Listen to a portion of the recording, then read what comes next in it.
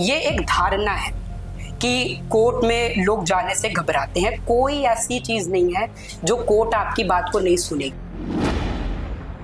Electoral bond का मामला सामने आया था तो उस पे सुप्रीम कोर्ट ने जब बीजेपी को इस बात के बारे में कहा, तब जाके बीजेपी ने अपनी पूरी फंडिंग के बारे में शो किया, उन्होंने दिखाया, उसे शोकेस किया। जब तक सुप्रीम कोर्ट का फैसला नहीं आया था, जब तक सुप्रीम कोर्ट की वार्निंग नहीं मिली, तब तक उन्होंने नहीं किया ऐसा। तो आप ये मानते कि सुप्रीम कोर्ट से तो रूलिंग पार्टी भी डरती है? संसद ने स्वयं ही नियम बनाया था कि हम दिखाएंगे, पर नहीं दिखाया, ये बात सत्य है जी। पर इसमें every party is included in this because Congress and each and every party is included in this, जिनको इलेक्टोरल बॉन्ड्स जिनके बारे में इशू हुए हैं। और एक चीज और भी है, जैसे सीजीआई ने इसमें ये बात और भी कही, जब ये इलेक्टोरल बॉन्ड्स को उन्होंने इस सिस्टम को आगे रद्द कर दिया, उन्होंने कहा इसको रद्द इसलिए कर रहे हैं, you find a better solution. इसलिए नहीं कि अब पुराने वाले तरीके में चले जाओ कि नॉन ट्रांसपेरेंट तरीका अपना लो पैसा देने का। No, you have to find a new solution, एक नया सिस्टम लाइए। This is the process that supreme court has guided to the parliament. वो कहते हैं ये पार्लियामेंट का राइट है, हम उसमें घुसेंगे नहीं। आप एक नया तरीका लाइए जिससे आप लोगों से फंडिंग ले सके। ये तरीका अच्छा नहीं है, पुराना तरीका भी नहीं अपनाना कि अंडर पास कोई हो रहा है। अभी रिसेंटली जो चीज हुई है वो है केजरीवाल जी की गिरफ्तारी। Everybody is talking about it and that is highly remarkable case because Kejriwal ji को काफी बार सम्मन भी जा चुका है, उन्होंने उसे इग्नोर भी किया है। So do you think there is something a political angle in it? कुछ है इसमें ऐसा जो अभी तक जनता की नजर से बचा हुआ है? देखिए, इतने बड़े नेता हैं और चुनाव का माहौल है तो पॉलिटिकल बात तो पीछे नहीं हट सकती। लेकिन आपको मैं ये जरूर कहना चाहूंगा कि जो राउज एवेन्यू है जहां पे केजरीवाल अपने रोज जाके पेशी दे रहे हैं, उस कोर्ट में उनको पूरा न्याय मिलेगा। ये प्रथम बार नहीं हुआ है कि यदि ईडी एक्शन ले रही है। आज से पहले बहुत से बड़े बड़े नेता हैं, इनफैक्ट आज के गृह मंत्री अमित शाह, उन पे भी ईडी का एक केस हुआ है, लेकिन वो उसमें पूरी तरह बाइज्जत बरी हुए हैं। जो व्यक्ति अपने सबसे घनिष्ठ मित्र को भी नहीं बताता, वो अपने नॉमिनेशन फाइल करने के समय अपने एफिडेविट में लिखता है। आपको पता लगेगा उनके ऊपर कितने केसेस हैं, क्या क्या केस है, केस का चार्ज क्या है, और उसके बाद यदि उसमें बरी हो गए तो ठीक है, तो क्या नहीं हुए तो क्या सजा मिली, उनके कितने उनकी संतानें हैं, उनकी शादीशुदा है नहीं है, कितनी प्रॉपर्टी है, उनके पास कौन सी कार है, उसका ब्रांड कौन सा है, ये तक आपको पता लगता है। जैसे 2014 से पहले जो हमारे प्रधानमंत्री हैं, जैसे आज के प्रधानमंत्री श्री नरेंद्र मोदी, बहुत से लोगों को लगता था ही इज अ बैचलर, लेकिन जब उन्होंने 2014 में अपना एफिडेविट भरा, उसमें उन्होंने अपनी वाइफ का नाम मेंशन किया, तब लोगों को पता लगा। तो ये जागरूक व्यक्ति होते हैं जो ये सब चीजों को देखते हैं। नमस्कार दोस्तों, आप देख रहे हैं खबरीलाल टीवी और मैं हूं जतिन सोपती। दोस्तों, आपको हाल ही में हुई मेयर इलेक्शन का मामला तो याद ही होगा, जिस मामले को लेकर सुप्रीम कोर्ट ने बीजेपी की खटिया खड़ी कर दी थी। जी हाँ दोस्तों, आज हमारे पास उसी मामले से रिलेटेड वो आई विटनेस मौजूद है जिन्होंने खुद इस पूरे मामले को ऑब्जर्व किया है, आई विटनेस रह चुके हैं। जी हाँ दोस्तों, उनका नाम है Vivek Mishra and I can proudly say that he had worked under Supreme Court as an intern. So Vivek, welcome to Khabrilal TV. Thank you so much Jatin. एक बार अपने दर्शकों को, हमारे दर्शकों को आप एक बार अपनी ब्रीफ इंट्रोडक्शन दे दीजिए। जतिन, मैं एडवोकेट इन मेकिंग हूँ ऑब्वियसली, क्योंकि मैं सुप्रीम कोर्ट में, जैसे आपने स्वयं बताया, कि इंटर्नशिप करके आया हूँ। क्योंकि इस समय मैं बीकॉम एलएलबी के 6th सेम में हूँ और मैं लिटिगेशन में ही जाना चाहता हूँ। इसीलिए सुप्रीम कोर्ट से बेटर ऐसी कोई जगह थी नहीं जहाँ से मैं मेरी ज़िंदगी को, इस नई पारी को शुरू करूँ। इसीलिए मैंने निर्णय लिया कि मैं सुप्रीम कोर्ट में जाऊँगा, एज एन इंटर्न देखूँगा डेली कि वो कैसी लाइफ है जो एडवोकेट्स डेली जीते हैं। और मैं बताऊँ, एडवोकेट्स रोज़ लोगों की लाइफ में डिफरेंस को लाते हैं, और इसी को देख के मुझे इंस्पिरेशन मिली कि इसी में जाना ये मेरे जीवन का सबसे बड़ा सौभाग्य है जिसे मैं बहुत ही पा करके खुश हूँ। ये भगवान की मुझे मेरे ऊपर असीम कृपा है। जो मेयर इलेक्शन वाला मामला है उस पर हम बात पर आते हैं। पहले मैं आपसे ये जानना चाहूँगा कि जो बच्चे या जो स्टूडेंट्स लॉ के अंडर वर्क कर रहे हैं उनका ऑब्वियस है कि उनको बहुत बिलीव होगा सुप्रीम कोर्ट के ऊपर, हमारे लॉ सिस्टम के ऊपर, पर फिर भी ये क्या रीज़न है कि लोग आज भी कोई मामला होता है या कोई कंप्लेंट होती है तो वो कोर्ट का दरवाज़ा खटखटाने से डरते हैं? उन्हें लगता है कि उनकी सुनवाई लेट होगी या उन्हें वो इंसाफ नहीं मिल पाएगा जिसकी वो खुद उम्मीद करते हैं। क्यों आज भी लोगों में वो डर है उस चीज़ को लेकर? जी बिल्कुल नहीं, मैं तो खुद सोचता हूँ कि न्याय यदि भारत की सुप्रीम कोर्ट नहीं दे रही, भारत की जुडिशरी नहीं दे रही, तो इस दुनिया में न्याय है ही नहीं। क्यों?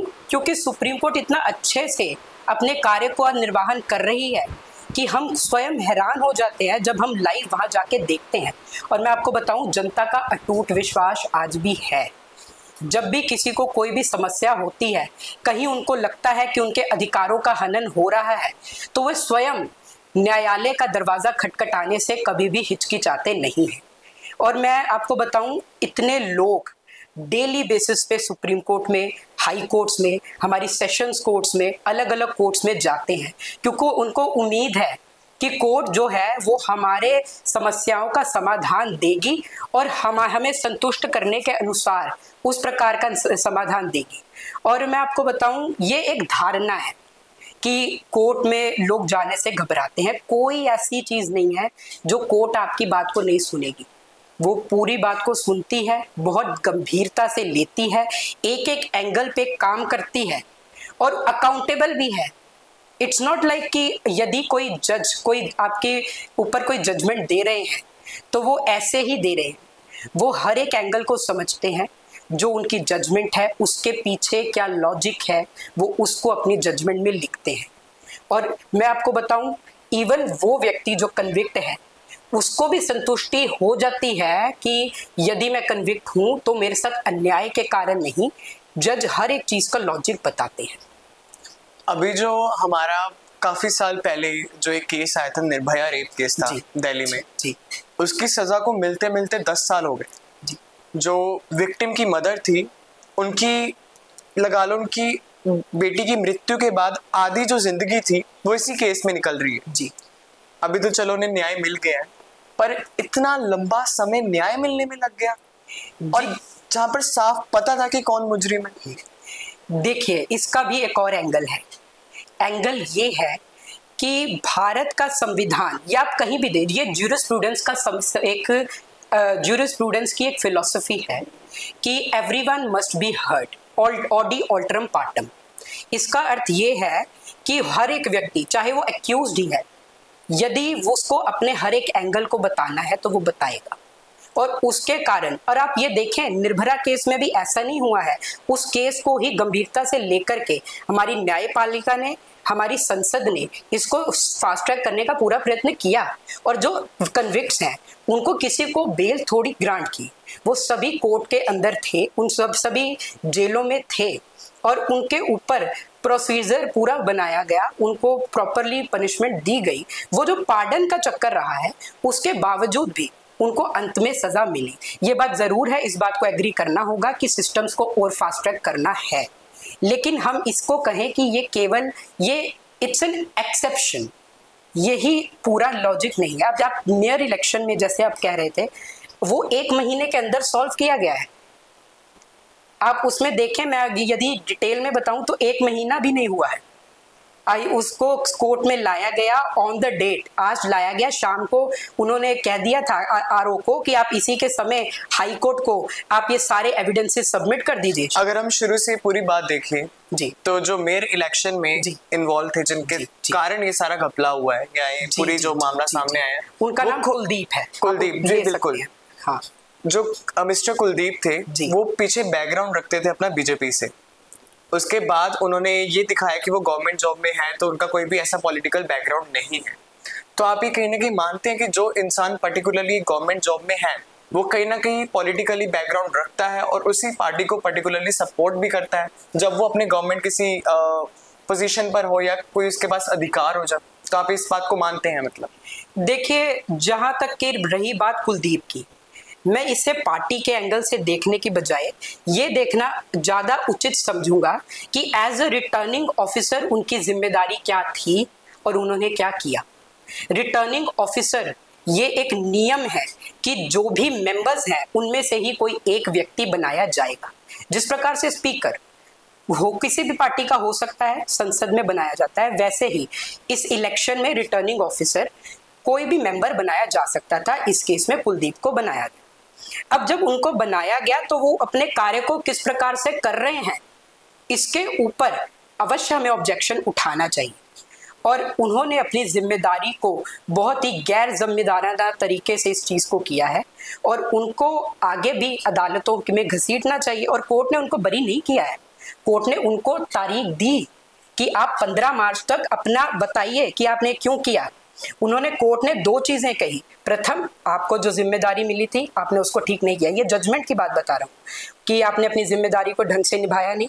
और ऊपर से आप जब कोर्ट में आए, सुप्रीम कोर्ट में, आपने हलफनामा, आपने जो स्टेटमेंट दी उसको आपने कोर्ट के सामने किस मुंह से गलत स्टेटमेंट दी, कैसे आपने अपने कार्य को जस्टिफाई किया, ये दोनों चीज़ों का कोर्ट ने उनसे जवाब मांगा है। और ऐसा नहीं होगा कि उनको छोड़ा जाएगा। ये एक अन्याय उन्होंने किया। अब डायरेक्टली अगर उनकी इन्वॉल्वमेंट इसमें रहती है किसी भी पार्टी की तो court will be making him liable, पर जब तक नहीं आती तब तक कुछ भी कहना दोषारोपण होगा। आप तो इस केस के आई विटनेस रह चुके हैं, तो सुप्रीम कोर्ट में इस पूरा केस हुआ था, तो क्या एक्सपीरियंस था, क्या आपने उसमें देखा, क्या आपकी उसके ऊपर ओपिनियन क्या है आपका इसके ऊपर? सुप्रीम कोर्ट के न्याय के ऊपर मुझे फक्र हुआ। इतना पॉलिटिकल प्रेशर, इतना सोशल प्रेशर और डेली का वर्कलोड, इन सबको हैंडल करते करते उसके बावजूद भी तिल भर भी गलती ना करना, न्याय का कोई भी पहलू ना छूट जाए, इसको सुनिश्चित करना, ये बहुत बड़ी बात है। और उनको देख के मैं शत शत नमन कर रहा था। दिल्ली हम गए, कोर्ट आज, जैसे मैंने बताऊं आपको, सुप्रीम कोर्ट को आज हियरिंग हुई, जो सबसे पहली हियरिंग हुई, उन्होंने उसी दिन ऑन द स्पॉट कह दिया कि आज के आज आरओ इसका अपना सारा कुछ सबमिट कर दे हाई कोर्ट को, सारे प्रूफ्स अपने पास एक क्षण के लिए ना रखे। उन्होंने अगली डेट तुरंत अनाउंस कर दी कि उस डेट में ये व्यक्ति मेरे समक्ष उपस्थित होगा। और महीने के भीतर कोर्ट पूरी तरह से प्रिपेयर्ड, जो जो इसकी स्टेटमेंट दी, इसकी स्टेटमेंट के बेसिस को उन्होंने एक एक चीज को जांचा, एक एक सबूत देखा। और उसके बाद जो कोर्ट ने, यहाँ पे आप देखिए जो चीज साफ दिख रही है, उन्होंने अदालत में जब वो स्क्रीन रिकॉर्डिंग चलाई, अदालत के उपस्थित सभी व्यक्ति इसको देख रहे थे, मैं भी देख रहा था, और ये न्यायालय पे मेरा विश्वास और सुदृढ़ हो रहा था। एक एक चीज को उन्होंने वीडियो प्रूफिंग को देखा, कोर्ट में वो वीडियो चलाई गई, उस व्यक्ति को कोर्ट में बुलाया गया। Even though it was a miscellaneous day, court के बाहर सब लोग इंतजार कर रहे थे, क्योंकि मिसलेनियस डे में इंटर्न्स अंदर नहीं जाते, लेकिन सब बाहर इंतजार कर रहे थे। जो जज साहब हैं, इवन इनफैक्ट आपने वो वीडियोस भी देखी होंगी, बिल्कुल, जिनके हमारे जो सीजीआई है, उन्होंने किस प्रकार से न्याय देने में अपनी सुदृढ़ता दिखाई है, बेहद बहुत तारीफ के काबिल। और मैं बताऊं, इनके एक एक फैक्ट, कोई ये नहीं कह सकता कि इन्होंने अन्याय किया, एक भी फैक्ट ऐसा नहीं है केस का। आप जजमेंट देखिए, जजमेंट अवेलेबल है।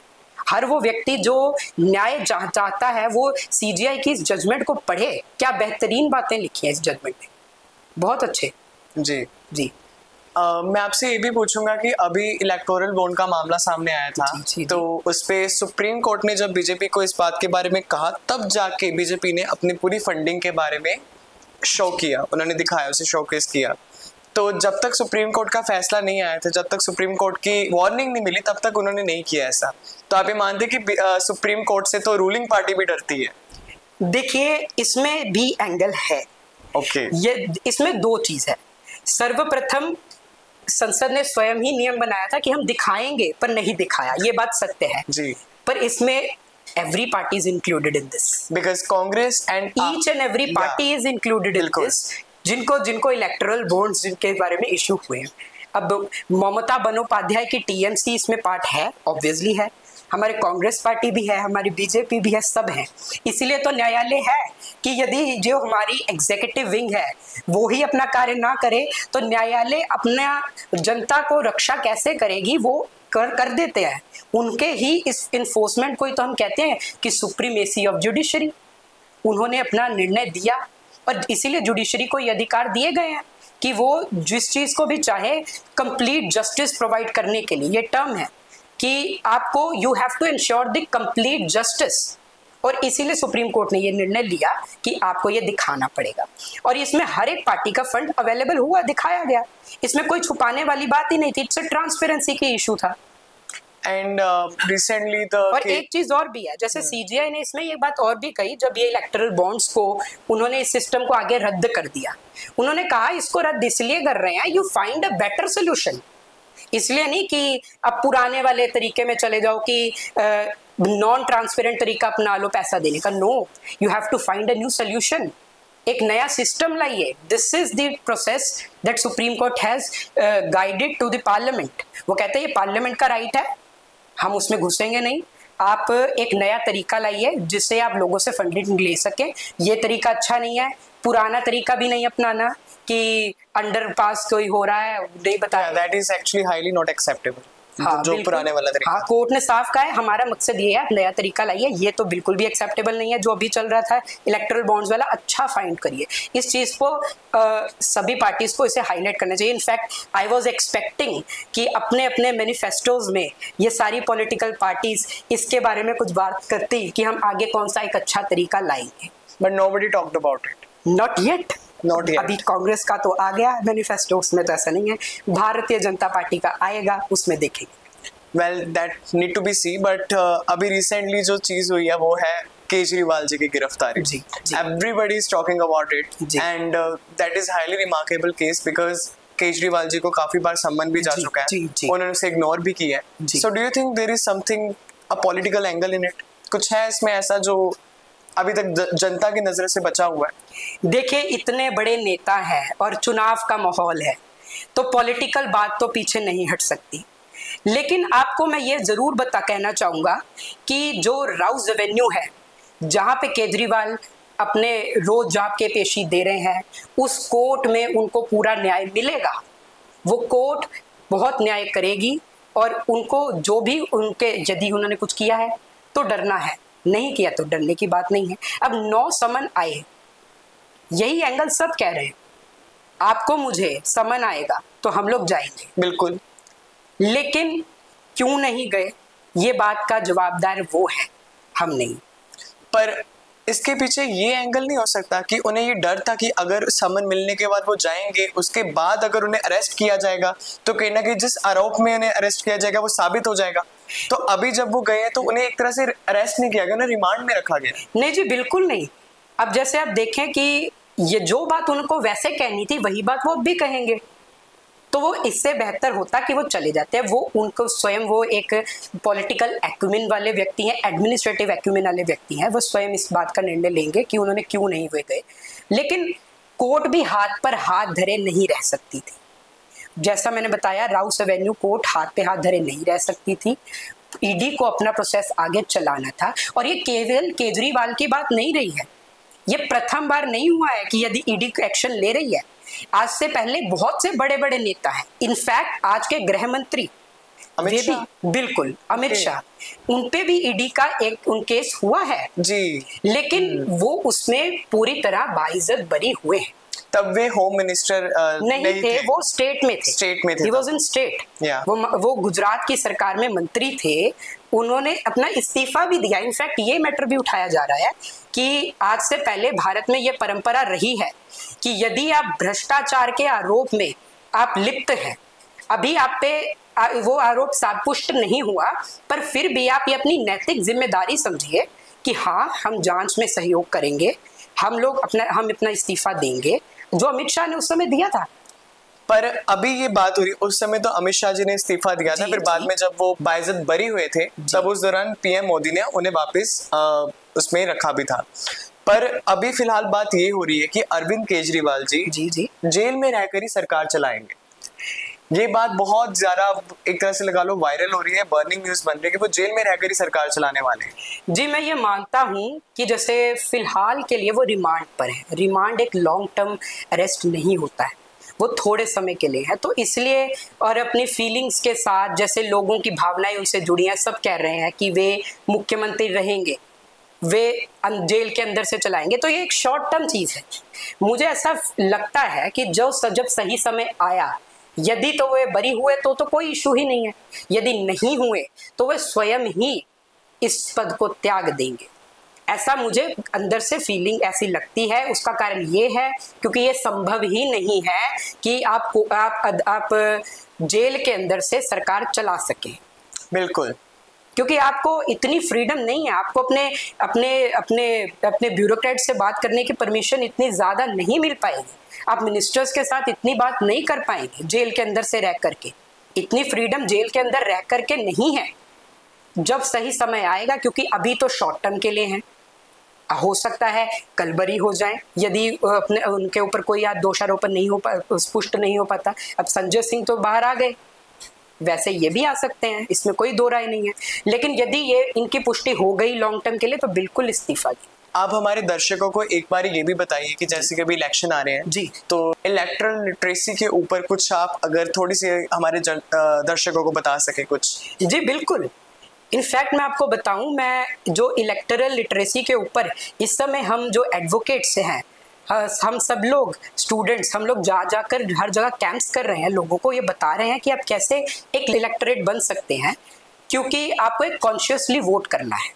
पर आपको नहीं लगता कि इंडिया जैसी जो कंट्री है जहाँ पर लोग पहले इतने पढ़े लिखे, वहाँ पर इलेक्टरल लिटरेसी के लिए अगर अभी भी लोगों को मोटिवेट करना पड़ रहा है तो ये बहुत ही शर्म की बात है। जी ऐसा है कि अब भारत एक ऐसा देश है कि लोगों को जो चीज़ सही लगती है वो एक सेकंड में समझ जाते हैं, इसीलिए बस उनको एक थोड़ी सी चिंगारी सुलगाने की आवश्यकता है कि आप जागरूक नागरिक हैं तो आप अपने कार्य की क्षमता को समझें। अब जैसे कि अब हम सब स्मार्टफोन यूजर्स हैं, अब भारत में कोई भी एक कॉन्स्टिट्यूएंसी लीजिए, उस कॉन्स्टिट्यूएंसी में अब यदि हम हमारी कॉन्स्टिट्यूएंसी की बात करें, लुधियाना कॉन्स्टिट्यूएंसी की, तो पिछली बार 30-35 के आसपास व्यक्तियों ने चुनाव लड़ा था। अब हम हर एक कैंडिडेट के बारे में जानकारी कैसे लेंगे? तो आप ईसीआई की वेबसाइट जो है, इलेक्शन कमीशन ऑफ इंडिया की वेबसाइट, आप जब उसको खोलते हैं उसके साथ आप टाइप करें गूगल पे ईसीआई कैंडिडेट एफिडेविट, आपको ऑप्शन आ जाएगी कौन से स्टेट, कौन सी आपकी स्टेट है, उसकी डिस्ट्रिक्ट, उसमें कौन कौन से कैंडिडेट्स हैं, उनका एफिडेविट आएगा। एफिडेविट का फायदा ये होता है कि वो बातें जो व्यक्ति अपने सबसे घनिष्ठ मित्र को भी नहीं बताता, वो अपने नॉमिनेशन फाइल करने के समय अपने एफिडेविट में लिखता है। आपको पता लगेगा उनके ऊपर कितने केसेस हैं, कौन से केस, क्या क्या केस है, केस का चार्ज क्या है, और उसके बाद यदि उसमें बरी हो गए तो ठीक है, तो क्या नहीं हुए तो क्या सजा मिले, उनके कितने उनकी संतानें हैं, उनकी शादीशुदा है नहीं है, कितनी प्रॉपर्टी है, उनके पास कौन सी कार है, उसका ब्रांड कौन सा है, ये तक आपको पता लगता है। ये तो बहुत ही ज्यादा बढ़िया बात आपने बताई। इनफैक्ट मैं आपको एक और बात बताऊं, जो कि जैसे 2014 से पहले जो हमारे प्रधानमंत्री हैं, जैसे आज के प्रधानमंत्री श्री नरेंद्र मोदी, बहुत से लोगों को लगता था ही इज अ बैचलर, लेकिन जब उन्होंने 2014 में अपना एफिडेविट भरा, उसमें उन्होंने अपनी वाइफ का नाम मेंशन किया, तब लोगों को पता लगा। तो ये जागरूक व्यक्ति होते हैं जो ये सब चीजों को देखते हैं। आपका जो कैंडिडेट आएगा वोट आपसे मांगने, यदि आपने उसका एफिडेविट पढ़ा है तो जब वो आपके समक्ष आएगा तो आप ये देखेंगे कि जो बात वो कह रहा है ये उसने के आचरण में वो बात बैठती है कि नहीं बैठती। ये बात बिल्कुल, आप ये कॉन्शियस वोटर यही है कि आप अब जैसे भारत जो है, भारत के जो लोगों ने, जो भारत के हमारे कॉन्स्टिट्यूएंट असेंबली के मेंबर्स हैं, उन्होंने जब ये इलेक्शन पद्धति अपनाई तो उनका पीछे मकसद यही था कि भारत में इंडिविजुअल कैंडिडेट्स का आचरण भी बोले। नहीं तो हम तो प्रेसिडेंशियल इलेक्शंस के तरीके से हो जाते हैं, जैसे यूएस में है कि कैंडिडेट के फेस पे जो प्रेसिडेंशियल कैंडिडेट है उसके नाम पे सारे इलेक्शन हो रहे हैं। भारत में इंडिविजुअल कैंडिडेट के नाम पे इलेक्शन होते हैं। And that's why India is said to be a democratic country. Exactly. तो हम लोग अब जैसे वोटर है, एक समय था जब भारत आजाद हुआ था तब लोग कहते थे कि खाली पर्चे पे अंगूठा लगाकर वापस आना है, किसको वोट दिया कुछ नहीं मालूम। लेकिन आज के समय पे एक ही परिवार के यदि 5 जन है तो 5 अलग अलग व्यक्तियों को अलग अलग रीजन से वोट दे रहे हैं। बिल्कुल। तो ये बात आप समझ लीजिए। अब तो मैं चाहूंगा, हम सभी ये चाहेंगे कि इंडिविजुअल कैंडिडेट कैसे हैं ये भी हम देखें, उनकी क्या हिस्ट्री है, इसीलिए ये एफिडेविट हमारे अवेलेबल होते हैं। तो दोस्तों ये थे विवेक मिश्रा, जो बहुत जल्द एडवोकेट बनने वाले हैं और इस वक्त सुप्रीम कोर्ट के अंडर एक इंटर्न है। You are watching Khabrilaal TV and I am Jatan Sopti with cameraman Sunny.